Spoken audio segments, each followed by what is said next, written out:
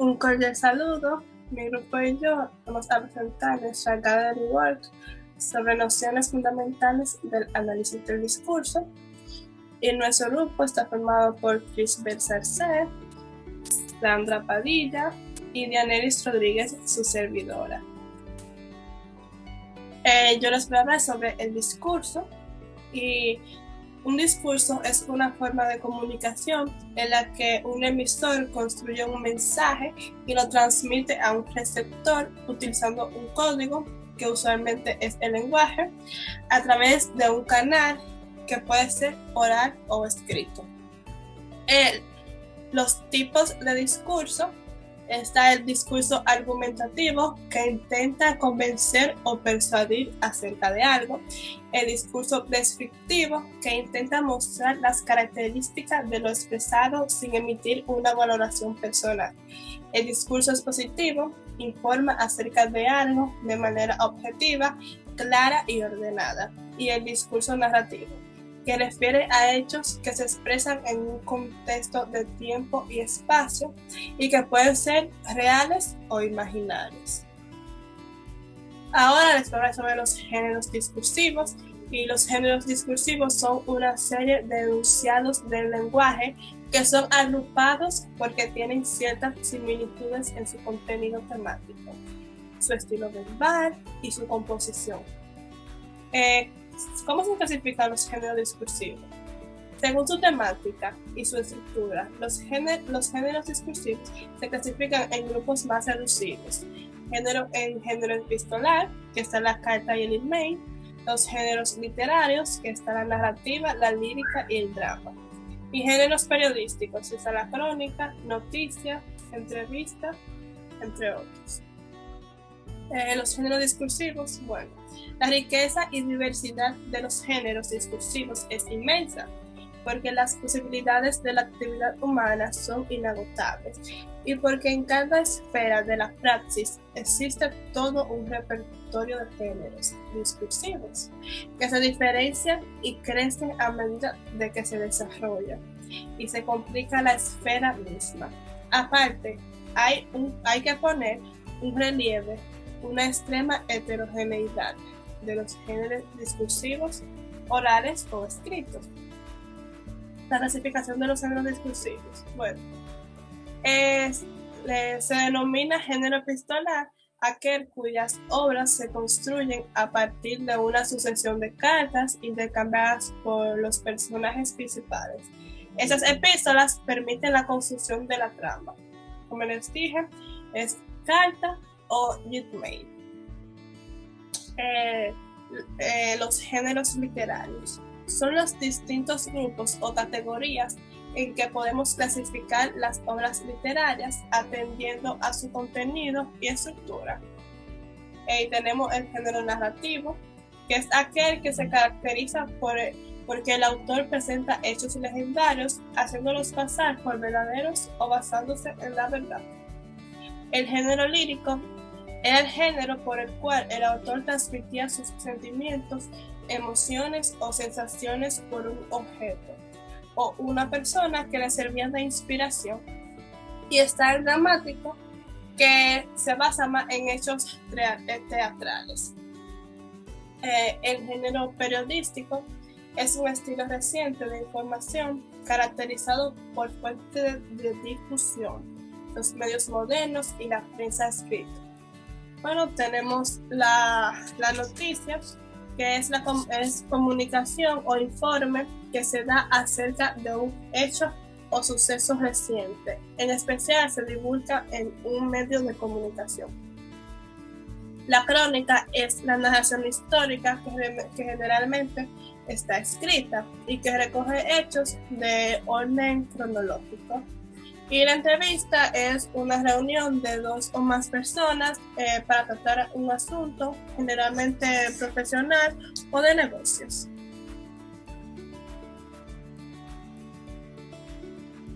Ahora hablaremos de las disciplinas implicadas. La antropología lingüística se ha interesado muy especialmente por la relación entre la lengua, pensamiento y cultura. Lo que desde esta posición se plantea es que existe una estrecha interdependencia entre las lenguas y los miembros de los grupos culturales que las hablan. La etnografía de la comunicación plantea que la competencia lingüística se ha de entender como una parte del conjunto de conocimiento y habilidades que componen la competencia comunicativa y a su vez parte de la competencia cultural.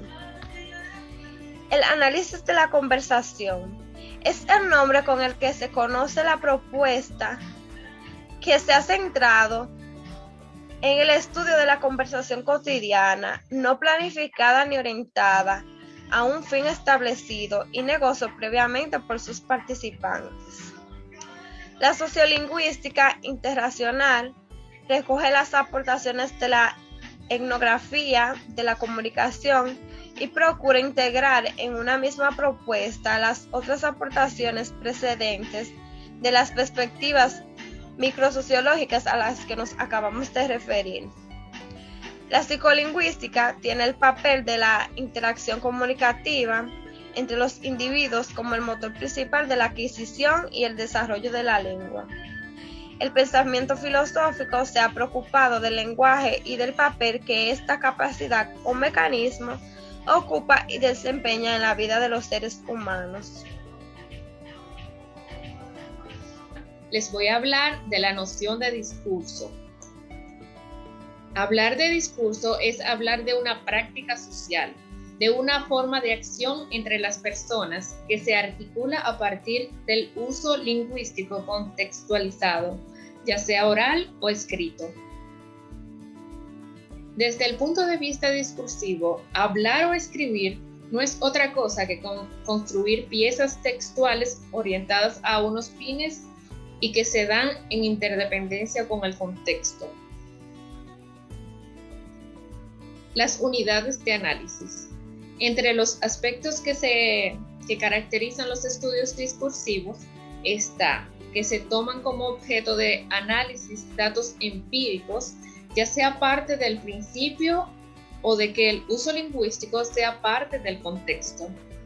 Eso hace que sea fundamental obtener datos que se vayan a analizar en su entorno natural de aparición. Un editorial, un periódico de orientación determinada, un informe clínico, un hospital, un libro, aulas, revistas, entre otros. Se debe tener en cuenta que se exige en el contexto observar el marco en el que se elaboran y se manifiestan las piezas discursivas. Entre los métodos, técnicas y procedimientos de observación para recoger, describir y analizar el discurso, se destacan los que proporcionan disciplinas como la antropología y las diferentes orientaciones que se pueden asociar con la sociología de la interacción. En lo que se refiere a los aspectos más concretos del estudio del discurso, es evidente que para abordarlo es necesario establecer unas unidades que permiten ordenar el análisis. La unidad básica es el enunciado, entendido como el producto concreto y tangible de un proceso de enunciación realizado por un enunciador y destinado enunciatario. Un intercambio posible en el que una persona dice a otra: ¿quieres comer conmigo? Y la otra persona responde: sí, pero más tarde. Permite comprender que la expresión formada por la secuencia de 4 elementos lingüísticos, sí, pero y más, se combinan entre sí para formar textos orales o escritos. Hasta aquí nuestra parte. Muchas gracias por su atención. Antes de todo, les dejo con esta pregunta. De todos los tipos de discursos que observaste, ¿cuál te llamó más la atención y por qué? Déjalo en un comentario. Adiós.